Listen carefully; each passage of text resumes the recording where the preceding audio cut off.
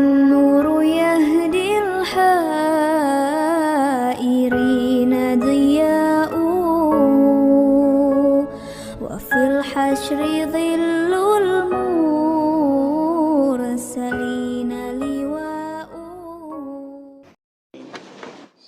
السلام عليكم ورحمة الله وبركاته. الحمد لله رب العالمين والعاقبة للمتقين ولا عدوان إلا على الظالمين. أشهد أن لا إله إلا الله وحده لا شريك له وأشهد أن محمدا عبده ورسوله. اللهم صل وسلم وبارك على سيدنا محمد وعلى آله وصحبه أجمعين وبعد. Kan itu para ulama ketika mana menyebut tentang hakikat zuhud ini, mereka berkata, Az-zuhdu yurisus sakha bil milki. Zuhud mendorong seorang itu pemurah dengan apa yang dimiliki. Jadi situ kita dah tahu. Kita akan tahu seorang itu zuhud bila dia pemurah dengan apa yang dimiliki. Dia ada kenderaan, tak ada masalah. Nak pinjam ke, awak nak guna, ambil lah. Dia okey. Dia ada duit, dia boleh beri pada orang. Tak ada masalah. Dia bukan satu benda yang orang kata menyukar dan menyusahkan. Ada je lebihan, dia tak ada masalah apa. Dan dia tak terkejar-kejar dengan benda yang haram. Tidak juga sedih bila benda hilang.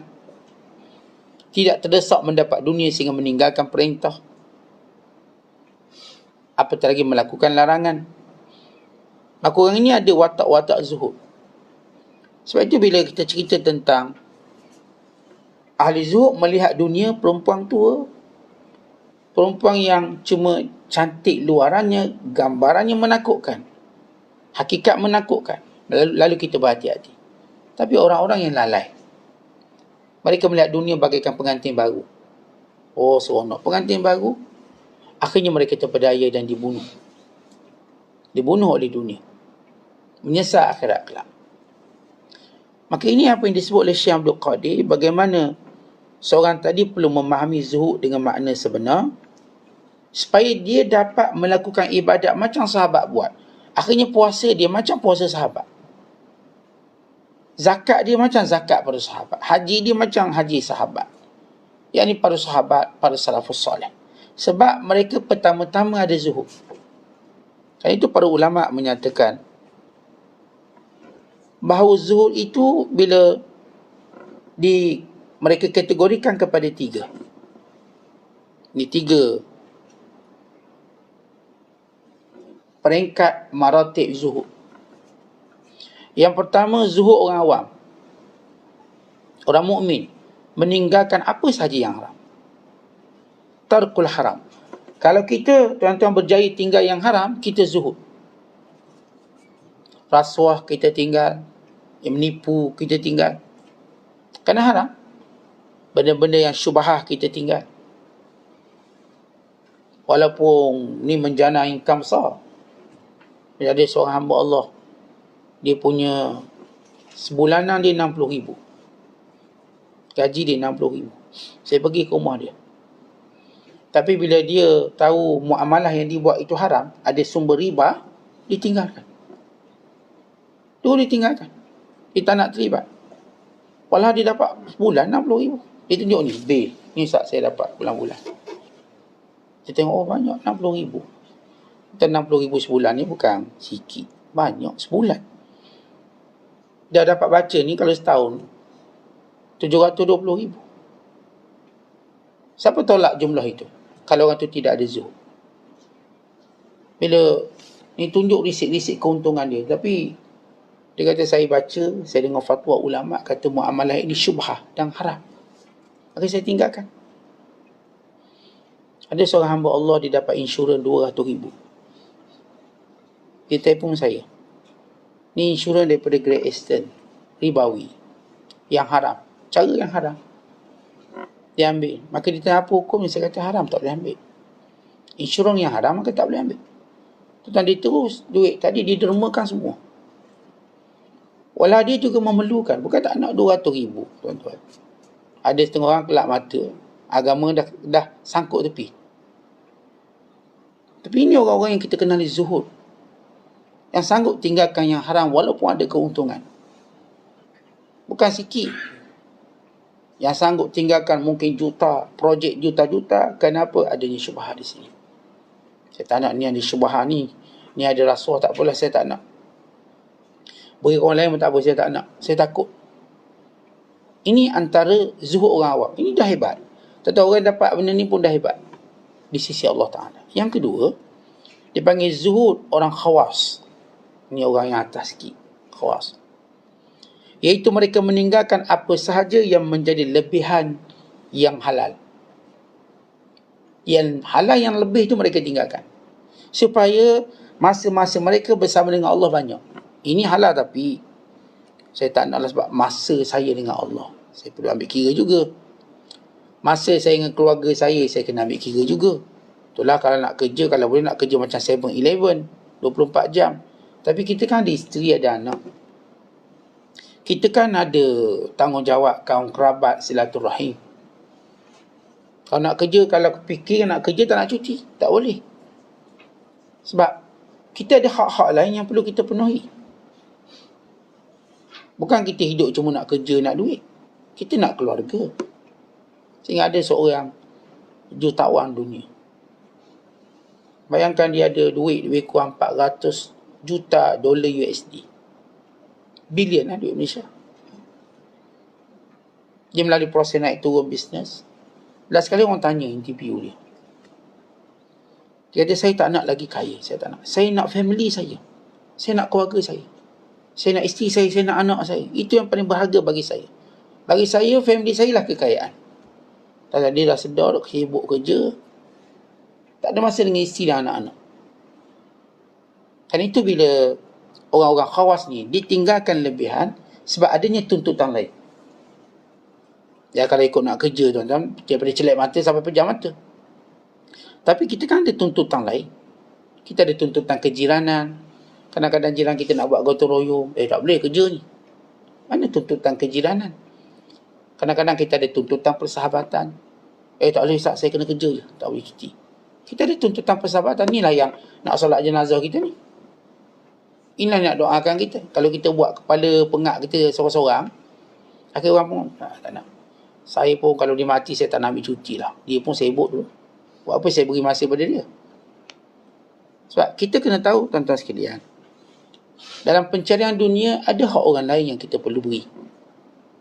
Ada hak orang lain yang kita ambil secara membabi buta. Maka ini orang zuhud, dia tahu. Dia meninggalkan lebihan yang halal.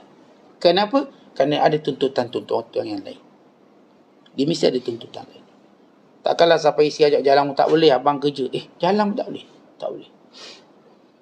Takkanlah anak-anak kata, abah nak balik kampung. Tak boleh. Tak boleh juga. Abah sibuk ni. Tentang ini benda-benda yang merosakkan kita sendiri. Sebab kita hidup, saya katakan tuntutan kita ini bukan satu. Walaupun kita cuma bertauhid dengan yang satu. Tapi Allah yang mengajar kepada kita, setiap perkara ada hak. Fa'ati kulladhi haqqin haqqahu. Berikan setiap yang berhak itu hak dia. Hak isteri kita.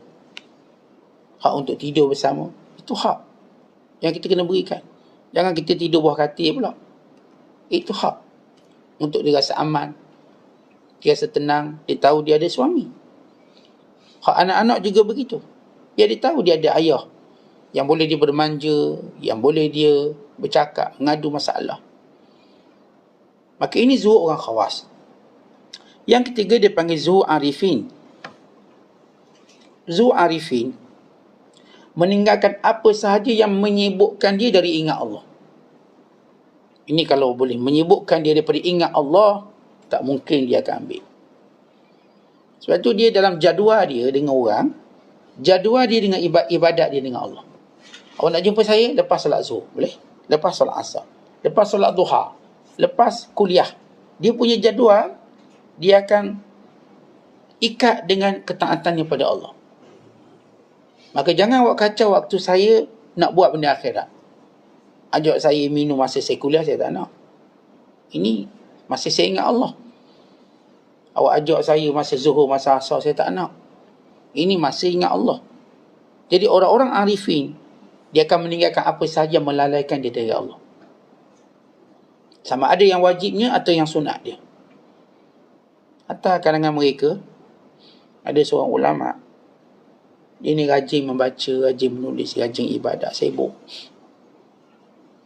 Maka seorang berjanji untuk jumpa dengan dia dengan satu waktu. Boleh tak saya jumpa tuan guru? Dia pun disebutlah waktu dia. Pukul 8. Tiba-tiba orang ni datang lewat. Datang lewat rumah dia. Maka dia kata, waktu kamu sudah habis. Sekarang waktu aku. Dan setiap detik-detik waktu itu ada urusannya. Maka dia pun tak nak jumpa. Kenapa? Kerana waktu yang kamu sebut tadi dah habis. Aku tunggu. Ada satu cerita menarik. Seorang ulama Mesir namanya Abbas Aqad. Abbas Aqad seorang penulis yang hebat. Walaupun dia adalah kontroversi dia, kerana setiap ulama dia mesti ada kontroversi dia. Itu biasa. Bukan luar biasa. Bila saya baca kisah Abbas Aqad, kebetulan saya duduk di jalan Abbas Aqad. Masa saya belajar kat Mesir, rumah saya itu nama jalan dia Syarif Abbas Aqad. Duduk di situ rumah saya, dekat rel kereta api. Saya pun baca tentang beliau, kerana beliau antara pengarang yang hebat. Ada seorang wartawan nak temu bual beliau. Nak temu bual. Dia kata saya akan datang pukul 9 pagi. Okey, saya tunggu kata Abbas Aqad. Maka dia tunggu. Wartawan datang lebih kurang lewatlah pukul 10, 11. Maka dia pun sambut sebagai tetamu, dia bagi makan sekian-sekian.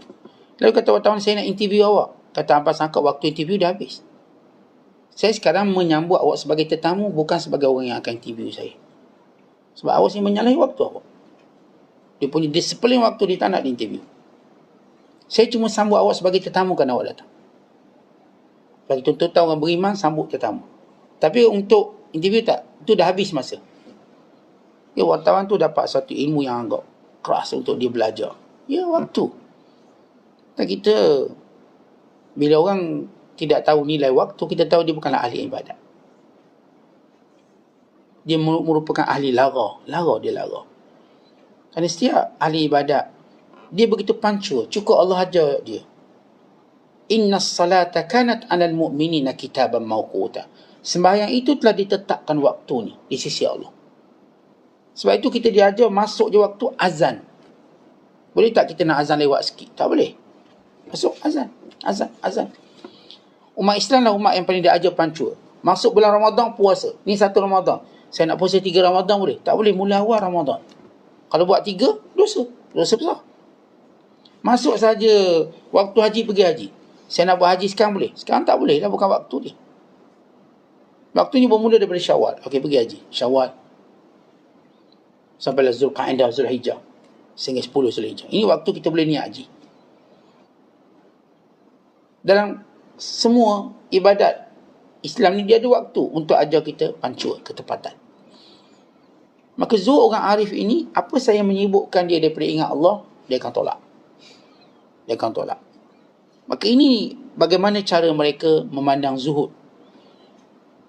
Bila Syam juga dia menyebut, seorang itu tidak akan benar zuhudnya melainkan dia melihat dunia dengan pandangan zawal, dunia akan binasa.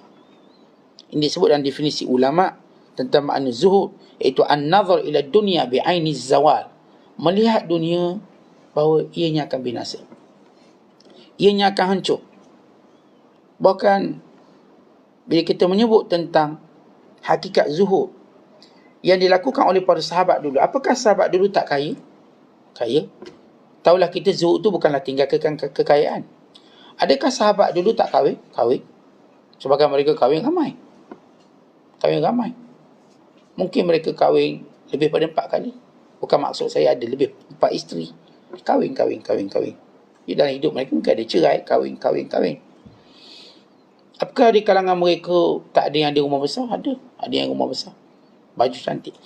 Kita nak faham zuhud itu apa dari sudut. Apakah maksud kita mengharamkan yang halal, kita tak makan melainkan yang buruk-buruk? Ya, kita baca tentang makanan-makanan Nabi SAW. Ya, Rasulullah melarang kita makan makanan yang buruk, makanan yang merosakkan, yang memberi mudarat. Bukan Nabi SAW menganjurkan kepada kita makanan yang segar. Sehingga Nabi menceritakan, mengajar kepada kita hukum sembelihan.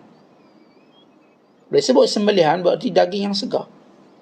Dia ajar cara menyembelih, ada syariat korban, syariat akikah, yang menunjukkan ia daging yang segar. Dia bahagikan daging-daging segar, dia bahagikan akikah, daging yang sudah dimasak, yang segar. Tak boleh kita beli daging import, kita buat akikah. Dia mesti satu kambing yang segar, yang cukup syarat-syaratnya. Bila kita baca syarat binatang korban, syarat binatang akikah, ia sempurna. Umurnya, tak boleh ada cacat celah, ada kurap pun dah tak boleh. Maksudnya memang standard tu standard tinggi. Tak boleh kurus sangat, tak boleh tempang. Kalau kambing tu tempang, tak boleh buat korban dan tak boleh buat akikah. Kerana tak sempurna syarat dia. Dia mesti ada syarat. Tidak cacat. Jadi kalau kita lihat syarat di situ, maknanya dunia itu dilihat dengan sempurna. Bukan kisah Qabil dan Habil diberi yang sempurna, sebab itu diterima pengorbanan Habil. Ditolak Qabil sebab beri dunia yang buruk. Sayur yang tak bermutu. Ini kambing yang gemuk. Maka hakikat zuhud yang difahami oleh zaman Rasulullah, zaman sahabat. Apakah mereka menolak dunia dengan maksud tak nak ambil satu sen? Maka buat apa mereka jatuhkan Rom dan Parsi dan mengumpul kekayaan yang banyak, sehingga berlaku satu evolusi dan kehidupan para sahabat, kesemua mereka mendadak kaya. Bila jatuhnya Rom dan Parsi dengan ghanimah harta rampasan perang yang menjadi bahagian yang ditetapkan oleh Allah untuk mereka, rezeki mereka. Sebab itu kata Rabi'ah, hakikat zuhud yang memang dilalui oleh para sahabat, dilalui oleh generasi yang sebelum kita, ialah mereka ini jam'u asya' bihaqqiha wa wad'uha fi haqqiha. Mereka kumpul dunia itu daripada sumber yang betul dan mereka letak kembali pada sumber, pada tempat yang betul. Maka ini hakikat zuhud mereka. Mereka ambil ini daripada benda, daripada sumber yang betul. Tak ada yang haram, tak ada syubhah, bukan hak orang punya. Memang yang betul. Yang berniaga lah. Yang dapat rampasan perang lah. Asalkan peroleh yang tadi halal. Yang dapat pusaka lah. Lalu selepas itu mereka letakkannya pula pada hak dia. Ambil daripada sumber yang baik dan letak pada tempat yang diperintahkan. Maka inilah dia zuhud mereka. Sebab itu para sahabat yang kaya raya, yang kita katakan bila dia meninggal, kekayaan luar biasa, seperti Abdurrahman bin Auf, seperti Zubair bin Awam, yang tinggalkan kekayaan banyak. Ya, ada sahabat yang tidak meninggalkan apa-apa harta, tapi mereka tidak saling mencela antara satu sama lain, sebab mereka faham hakikat zuhud. Yang tidak punya harta tidak pernah menyusahkan orang, tidak pernah menjadi beban kepada orang lain. Yang kaya pula tidak pernah kedekut, sentiasa pemurah dan sentiasa ingin berkongsi. Sahabat yang bernama Sa'ad bin Ubadah, radhiyallahu ta'ala anhu, sahabat kaya, kalangan Ansar, kaya. Namun dia tidak akan makan sendirian. Dia buat makanan untuk 80 orang, 90 orang, dia akan panggil orang miskin dan makan bersama dia. Maka orang miskin akan makan apa yang dia makan. Kalau dia makan lobster, orang miskin pun makan lobster. Kalau dia makan yang sedap, sama. Dia tak ada beza. Dia bukan, okey, saya makan ini, awak makan ini je.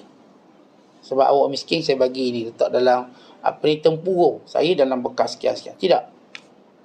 Mereka, tuan-tuan, bila masak makanan, mereka panggil dan makan bersama. Duduk sekali. Sebab mereka tak rasa cacat pun duduk sekali dengan orang ni. Kata orang kalau ada masalah duduk dengan orang miskin bersama mereka, orang ni tak ada zuhud. Kalau orang ni dia boleh duduk atas lantai lagi. Dia boleh duduk dengan siapa pun tanpa mengira status. Dia boleh duduk dan dia boleh bersembang. Dia tak rasa macam cacat nak sembang. Maka itu kita tahu dia zuhud. Dia boleh sembang. Siapa sembang? Awak datang, saya sembang. Dengan kanak-kanak, dia sembang kanak-kanak. Orang tua, dia sembang orang tua. Ini orang muda, cara orang muda. Ini orang kaya, dia sembang cara orang kaya. Orang miskin, dia sembang cara miskin. Dia boleh sembang semua orang. Sebab apa? Dia zuhud. Dia tak nak cakap. Kita orang kalau tak zuhud, kan nak cakap dengan orang tertentu. Tak nak dia. Ni awak label mana, saya tak cakap awak. Maka ini kelompok-kelompok atau sifat-sifat hakikat-hakikat zuhud, iaitu mereka melihat manusia dengan sama. Kerana itu ayat Al-Quran yang menjadi hakikat mereka memahami makna zuhud yang sebenar, dengan melihat dunia pada gambarannya, bukan pada kerohaniannya. Dunia ini cuma gambaran, bukan hakikat. Dunia ini cuma mereka tahu mereka nak ambil dunia sebanyak mungkin hantar akhirat. Mereka nak guna sebanyak mungkin masa mereka di dunia, harta mereka di dunia, pangkat mereka di dunia, pengaruh mereka di dunia, untuk mereka jadikan akhirat. Ini orang-orang yang benar-benar zuhud kepada Allah. Orang benar-benar dipuji zuhud. Tapi kalau sekiranya benda-benda yang menjadi ujian-ujiannya tadi tidak mampu ditangani dengan baik, maka dia gagal dalam zuhud. Sebab seorang tidak disebut zuhud melainkan dia berjaya menguasai ataupun dia berzuhud pada 6 perkara. Pada 6 perkara ini saya letakkan pada radar dia untuk dia berhati-hati. Yang pertama, kata ulama, ialah pada harta. Bila ada harta, dia tahu macam mana nak buat. Dia tahu nak manage harta ini. Bukan harta itu yang akan manage dia, urus dia. Dia uruskan harta. Kat mana letak, kat mana nak bagi zakat dan sebagainya. Yang kedua ialah aswar, gambaran, atau kita sebut image. Dia tahu apa tujuan image. Apakah nak sombong, nak riak, ataupun kerana Allah berfirman, kerana Nabi SAW menyebut tentang antara sifat Allah, innallaha jamilun yuhibbul jamal. Allah tu cantik, suka cantik. Maka image dia kerana itu. Kerana Allah suka yang cantik-cantik. Ya bani Adam, khuzu zinatakum inda kulli masjid. Wahai manusia, ambillah perhiasan kamu setiap kali kamu menghadap Allah. Maka kalau dia cantik, suar, dia tahu kenapa image ini dibuat. Bukan dia nak sombong, bukan.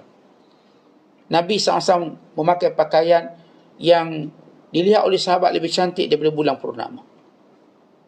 Bahkan Rasulullah SAW menyuruh pada sahabat pakai baju baru, khususnya pada hari perayaan. Rasulullah bertanya kepada Umar Al-Khattab, aghasilun am jadid?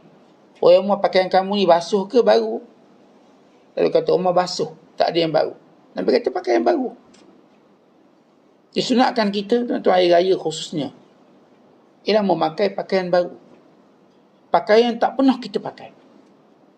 Sama ada kita memang baru beli atau dah beli lama, Ustaz. Tapi dah 2 tahun PKP masih tak pakai baju tak raya misalnya. Ni baju yang kalau dipakai orang kata saya tak pernah tengok baju ni. Itu baju baru. Kalau saya tiap-tiap hari saya tengok pakai baju ni, maknanya bukan baru. Boleh sebut baru, baik kita tengok isteri kita tengok kita, ni baju baru. Tuan-tuan, semangat baju baru ni dia membina motivasi kita.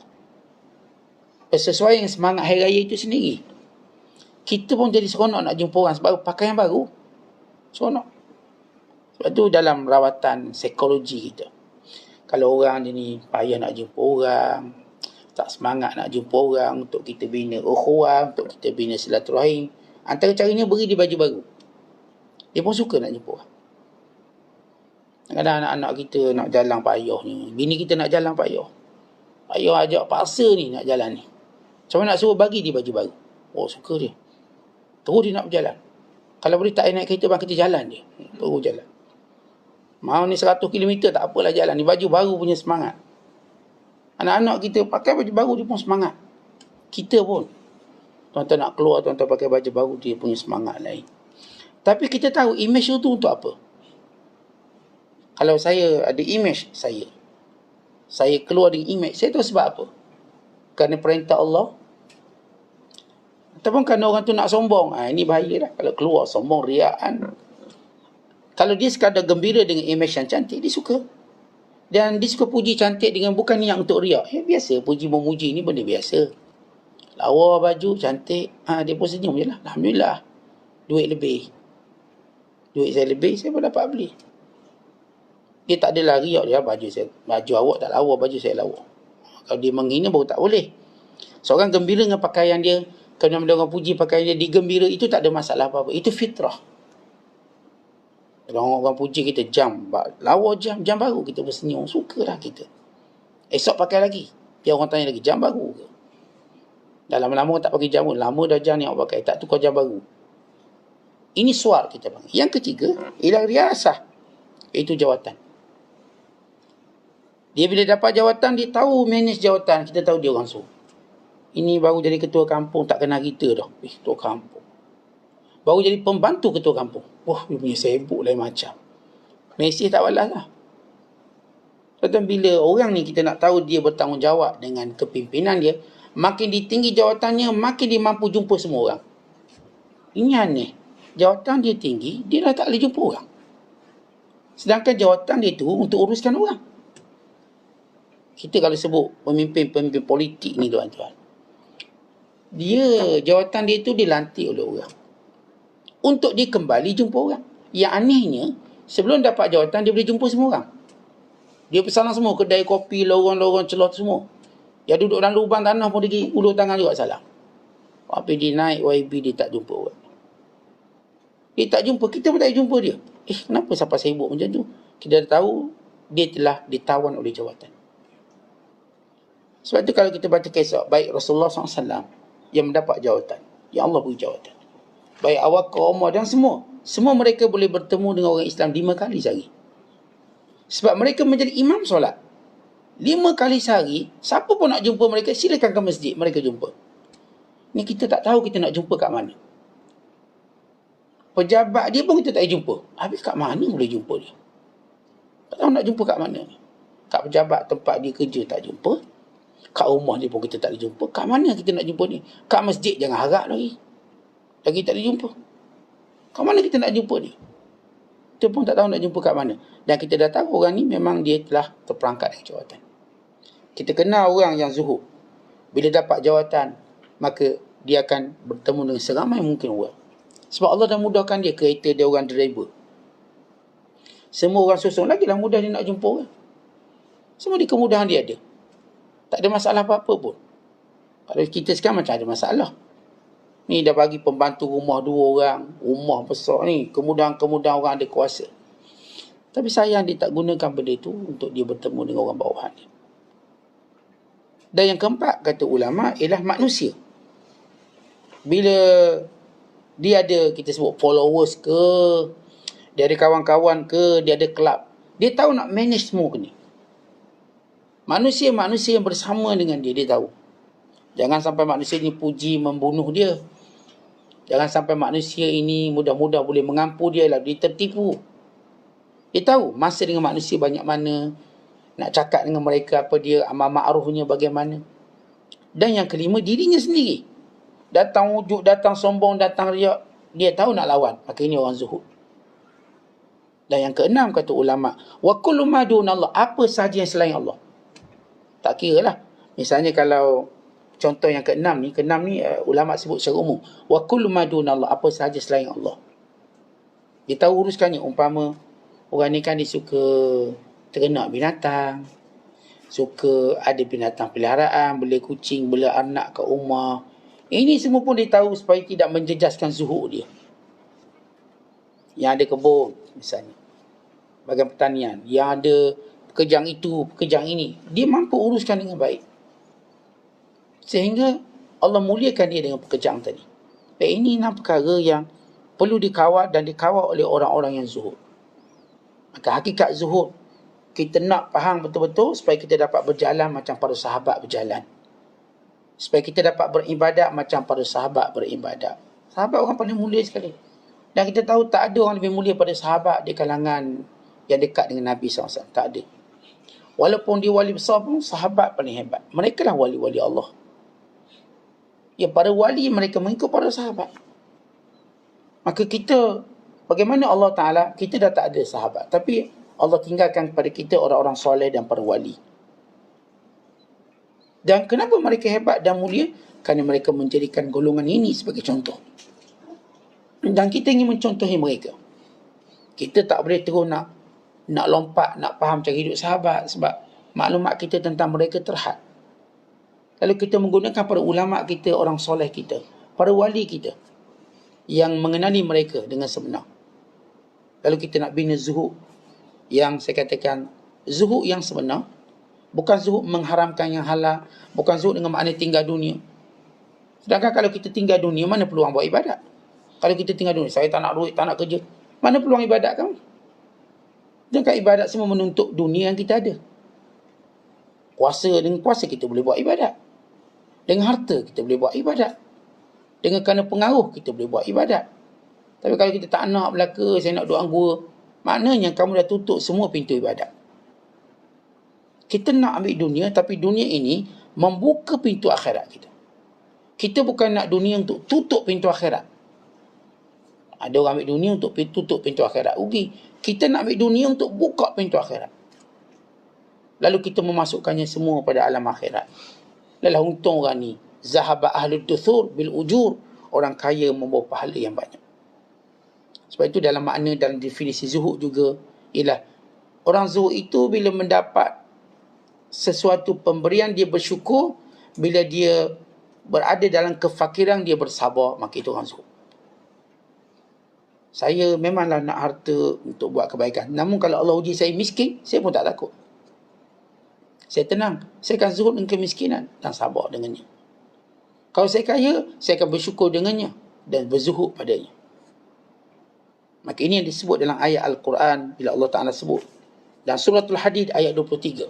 Ayat ini sentiasa dibaca dan ditadaburi oleh ulama' sebagai asas kepada zuhud itu sendiri. Allah Ta'ala berfirman, "Likai la ta'saw ala ma fatakum, wa la tafrahu bima atakumullah, wallahu la yuhibbu kulla mukhtalin fakhur."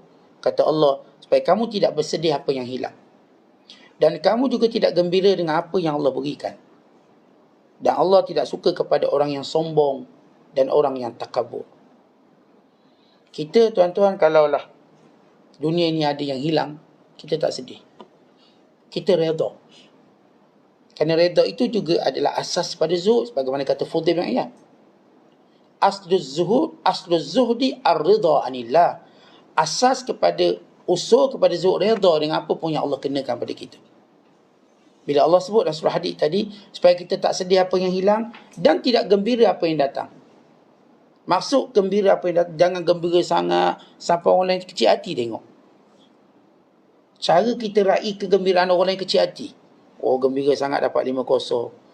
Dia raihkan sampai kecil hati orang. Jangan. Bahaya. Nanti dia balik kena 7-0 baru tahu. Jangan gembira sangat. Kita gembira tapi jangan sangat-sangat.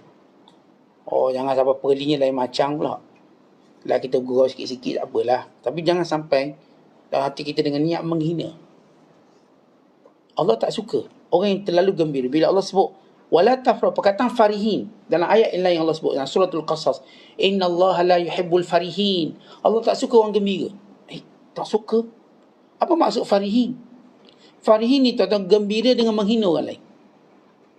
Ingat dulu kita kalau main bola, main kampung, main bola. Kalau menang siap keluar lidah jilai kau. Oh, pada muka. Oh, ini memang Tuhan tak suka. Zaman jahiliah kita dah pernah buat, tak apalah. Kan bila menang suka hina orang. Dulu zaman-zaman dulu kalau macam ni, kita main zaman kanak-kanak. Menang je hina orang. Menang hina orang. Siap kata, nangis satu. Kita seronok tengok musuh kita nangis. Kita jangan buat macam gitu. Kita tuan-tuan bila dapat nikmat, kita tak nak orang menangis kalau kita dapat nikmat. Kita akan bagi-bagi dengan dia. Untunglah dia dapat banyak, kita tak dapat. Tapi bagi, kita bagi. Saya tengok tuan-tuan ni panggil social eksperimen lah. Social eksperimen orang buat. Tapi ia menyentuh hati kita. Bila ada orang ni, dia sengaja pergi kat gelandangan, disuruh orang ni gusti lengan. Yang menang dapat $100. Ini gelandangan memang nak duit. Gelandangan. Orang melawan. Lawan, memang ada kalah, ada menang, ada kalah. Menang kalah. Maka yang kuat tu menang. Kawan ni sedih. Dia sama-sama perlukan duit. Namun aneh orang ni yang menang tadi, dia bagi 2. Padahal dia boleh je bolok hadiah kemenangan. Dia bagi 2. Yang buat sosial eksperimen ni kagum, bagi balik 100 lagi, bagi lagi, tambah lagi. Saya hairan orang yang miskin masih lagi punya nurani untuk tolong orang lain. Kadang-kadang tuan-tuan setengah-setengah orang miskin, setengah, saya tak kata setengah, dia dapat, dia tak nak bagi orang lain. Bila kita bagi beras ni, dia susun macam kedai runcit. Tak nak bagi orang lain ni, dia mau dibantu, tapi di sini tak nak bantu orang. Maka orang ni dia dah ada sifat kedekut. Sebab itu orang macam ini, walaupun nampak zahir miskin, dia juga tidak zuhud sebenarnya. Sebab dia nak orang beri pada dia, dia sini tak nak beri pada orang. Agak-agak kalau peminta sedekah kita ambil RM1, dia marah tak? Marah dia. Boleh tak saya nak RM1? Dia dah selalu minta kita, Assalamualaikum, RM1. Hari lain kita pula pergi kat dia sebut Assalamualaikum. Kita minta RM1. Dia bagi tak? Minta. Akhirnya kita lihat ada orang tuan-tuan, bila dia mampu beri, dia lagi kedekut daripada orang yang dia harap beri pada dia. Oh, ni bahaya. Jiwa macam gini baik, kita berlindung pada Allah. Sebagaimana saya suka dibantu, katakan, saya juga ingin membantu orang. Kalau saya dengan bantu orang tadi, saya dapat sekian kecukupan. Saya nak cari siapa yang tak cukup. Ini perkataan Farhin yang saya sebut tadi. Bila nikmat datang, jangan gembira sampai hina orang, dan jangan gembira sampai tak nak kongsi. Gembira dengan keadaan kita tak hina orang, satu. Gembira dengan keadaan kita nak kongsi dengan orang.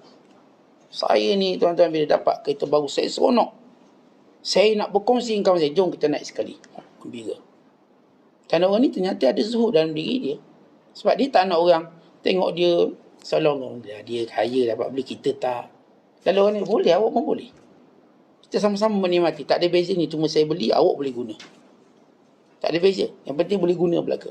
Boleh sampai ke destinasi. Maka hati-hati. Dengan nikmat Allah, jangan terlalu gembira sampai saya katakan kita merendahkan orang. Dan sampai kita payah nak berkongsi. Ini tak lama Allah tarik. Tak lama Allah ambil. Sebab setiap nikmat ada amanah. Dan setiap nikmat Allah Ta'ala nak pandang, nak tengok apa kita buat. Kalau kita benar-benar menggembirakan hamba-hamba Allah yang lain, maka Allah akan gembirakan lagi kita. Kalau kita dengan nikmat Allah, kita gembirakan hamba Allah yang lain yang tak dapat macam kita, maka Allah akan tambah lagi kegembiraan kita. Wallahu a'lam bishawab. Assalamualaikum warahmatullahi wabarakatuh.